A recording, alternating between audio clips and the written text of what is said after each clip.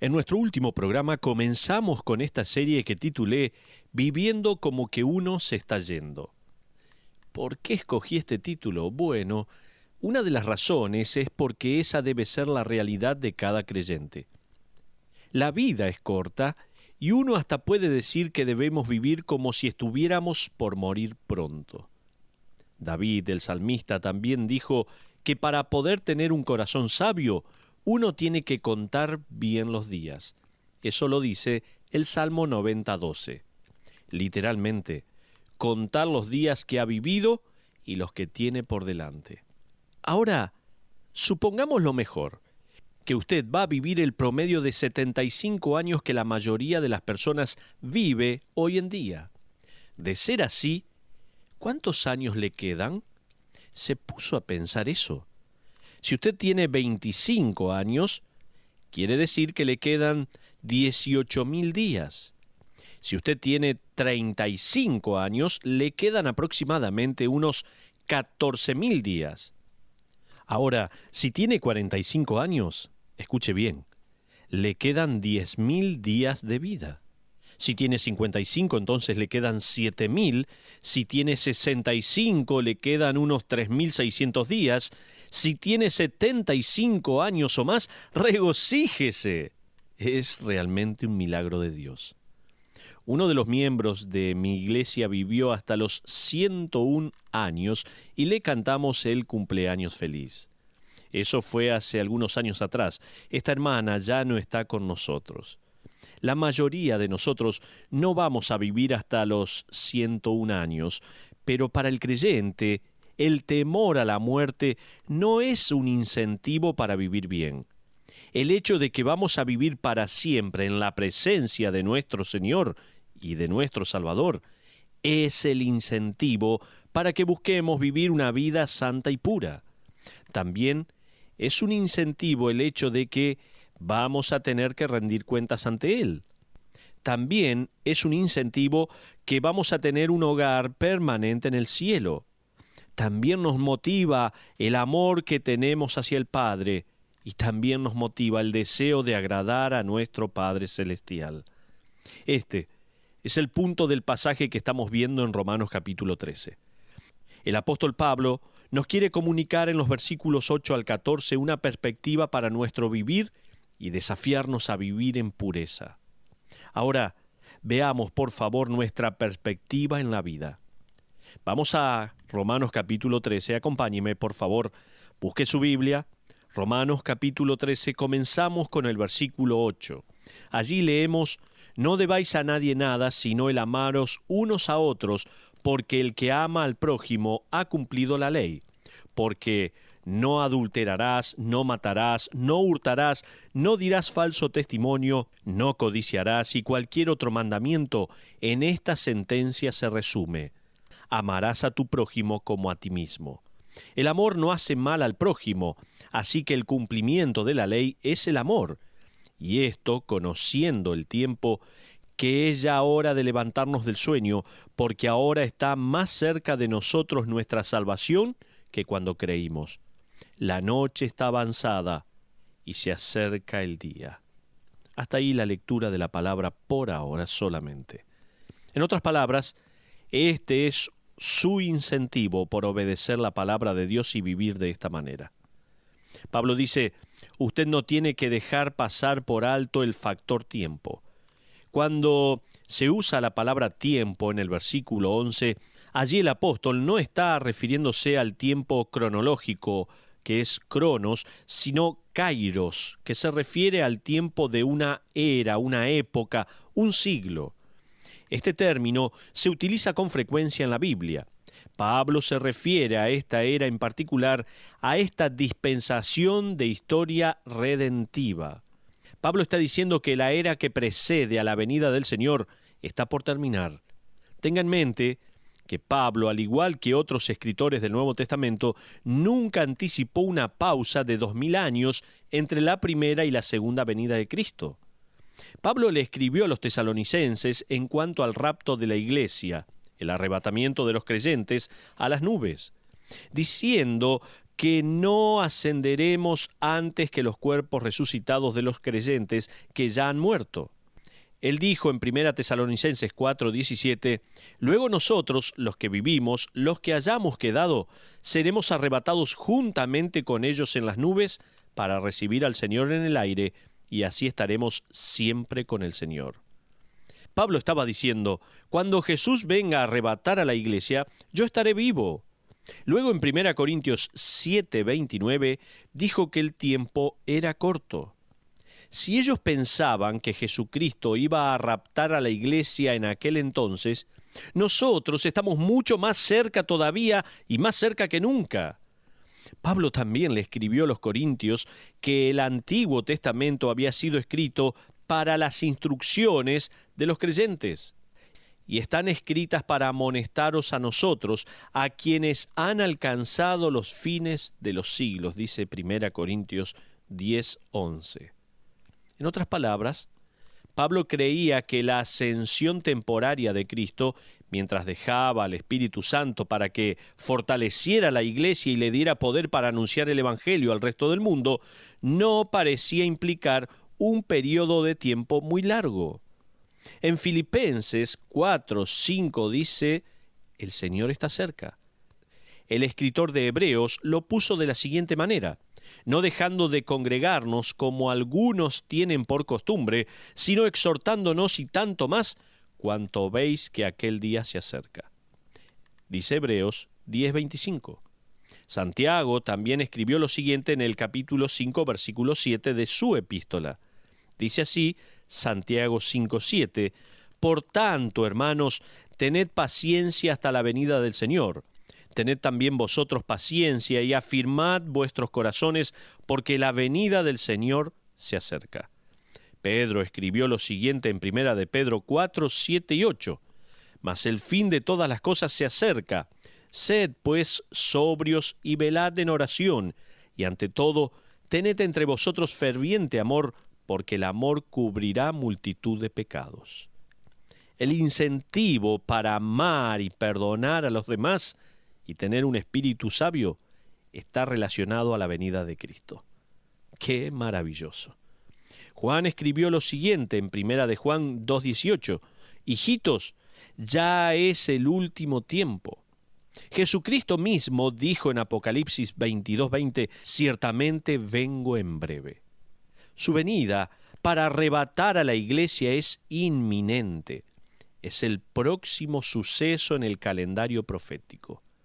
La venida de Cristo por su iglesia puede suceder en cualquier momento. En cuanto a Pablo, Pedro, Juan y el escritor de los Hebreos, ellos pensaban que estarían vivos cuando el rapto sucediera. Si esa era la perspectiva que ellos tenían para vivir, y si a causa de esa perspectiva y de esa expectativa vivían sobrios y vigilantes, nosotros debemos vivir de la misma manera. Usted sabe cómo es esperar por una carta o una encomienda. ¿Le pasó alguna vez? Cuanto más espera que llegue el paquete, más veces va al correo y más larga se hace la espera. ¿Espera usted un bebé? No ve la hora de que nazca, ¿no es así? Pero no se preocupe, usted sabe que no va a tener que cargarlo para siempre. Sin embargo, usted no sabe qué día el bebé va a decidir salir. Cuanto más se acerca el día del parto, más va a pensar al irse a dormir, ¿será esta noche? ¿Será esta noche? ¿Será esta noche? ¿Quién sabe? Tal vez para mañana usted ya sea mamá. En lo concerniente a los apóstoles, ellos nos dicen que debemos vivir como una madre que está por dar a luz en cualquier momento, que piensa, quizás sea hoy, quién sabe, tal vez esta noche esté en el cielo. De esa manera tenemos que vivir. Puede que sea más temprano de lo que pensemos. Un día, alguno de estos días será el último y Cristo vendrá a buscar a su iglesia. Sea por medio del rapto o no, la verdad es que cada uno de nosotros un día va a vivir su último día en la tierra. Pablo escribe lo siguiente en Romanos 13:11. Y esto, conociendo el tiempo, que es ya hora de levantarnos del sueño, porque ahora está más cerca de nosotros nuestra salvación que cuando creímos. Qué lindo pasaje. En el Nuevo Testamento, la salvación aparece en 3 tiempos verbales. Primero, relacionada con el pasado. Hemos sido salvados de la paga del pecado. En cuanto al presente, estamos siendo salvados del poder del pecado, pero en cuanto al futuro seremos salvos de la presencia misma del pecado. Cada día que vivimos, estamos un día más cerca de nuestra salvación futura. John Phillips lo puso de esta manera: cada día armamos la tienda un día más cerca al hogar celestial. Así que, por favor, despierte, despierte, no se quede dormido en su puesto, no desperdicie su vida. Él ya está por venir. Despierte su oportunidad y disciplina espiritual. Despierte, el viaje está por llegar a su fin, por favor. Si usted tiene hijos pequeños y le ha tocado viajar en auto por más de 30 minutos, seguramente reconocerá esa pregunta. ¿Ya llegamos? ¿Ya estamos por llegar? ¿Ya llegamos? Y luego de unos breves minutos, ¿llegamos? Yo me acuerdo de esos días del ¿ya llegamos? Finalmente yo les decía, sí, ya llegamos, esperando que por lo menos haya unos minutos de silencio. Luego me decían, no llegamos. Y yo les respondía, entonces ya sabían la respuesta desde el comienzo, ¿no? Pero era un chiste que hacíamos ahí con nuestros hijos. El creyente siempre debe vivir la vida con esa perspectiva. De la misma manera que un niño le pregunta con ansias a su padre, ¿ya llegamos? ¿Estamos por llegar? ¿Ya llegamos? Esta es la perspectiva que Pablo tenía en la vida. Él vivía pensando en dejar esta tierra. En Tito 2:11 al 13, él escribió así, escuche. Epístola de Tito, capítulo 2, versículo 11 en adelante, dice la palabra de Dios, porque la gracia de Dios se ha manifestado para salvación a todos los hombres, enseñándonos que, renunciando a la impiedad y a los deseos mundanos, vivamos en este siglo sobria, justa y piadosamente, aguardando la esperanza bienaventurada y la manifestación gloriosa de nuestro gran Dios y Salvador Jesucristo. Ahora, mire Romanos 13:12. Dice, la noche está avanzada y se acerca el día. Con otras palabras, la noche de la oscuridad espiritual del hombre ya está por acabarse y el día, el regreso inminente de Cristo, está por amanecer. Esta es nuestra perspectiva para la vida. A la luz de esta perspectiva, Pablo ahora nos va a hablar en cuanto a la pureza en la cual debemos vivir. Entonces, estoy mostrándole aquí a través de la palabra de Dios, en primer lugar, nuestra perspectiva en la vida. Pero ahora, déjeme mostrarle a través de la palabra de Dios nuestra pureza en la vida. No solo nuestra perspectiva, sino también nuestra pureza. Pablo nos informa de algo que nos tenemos que poner y algo que tenemos que sacar. Fíjese en el versículo 12 de Romanos, capítulo 13. Dice la Biblia, desechemos pues las obras de las tinieblas y vistámonos las armas de la luz. Tenemos que dejar de lado, despojarnos de las obras de las tinieblas, las cuales él va a describir en un momento. Primero, no obstante, debemos ponernos la armadura de luz. Esta armadura, que en la versión Reina Valera 60 se traduce como armas, es una referencia a la armadura de Dios y un recordatorio de que estamos en guerra. Estos son términos militares. Nosotros usamos la armadura que recibimos por la fe en Cristo Jesús. Pablo describió la armadura de Dios en Efesios capítulo 6. Vaya a Efesios capítulo 6 y fíjese en los versículos 11 y 12.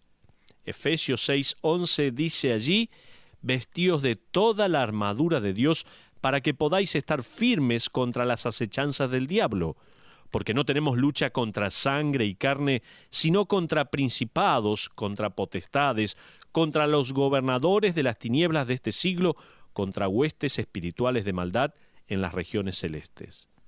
Hasta ahí la porción. Esta es una referencia a las estrategias del reino de las tinieblas de Satanás, el cual logra que el mundo de incrédulos, en su ceguera, haga lo que él quiere.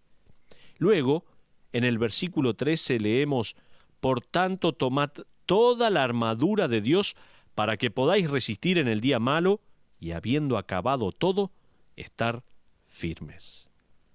El famoso predicador inglés Charles Spurgeon dijo lo siguiente a su congregación cuando predicaba de este mensaje.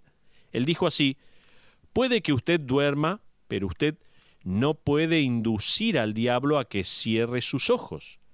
Puede que vea a los creyentes adormecidos, pero jamás se encontrará a los falsos maestros durmiendo. El príncipe del poder del aire mantiene a sus siervos trabajando. Si nosotros pudiéramos de un vistazo ver las obras y actividades de los siervos de Satanás, nos espantaríamos por nuestra pereza». Esto dijo Spurgeon.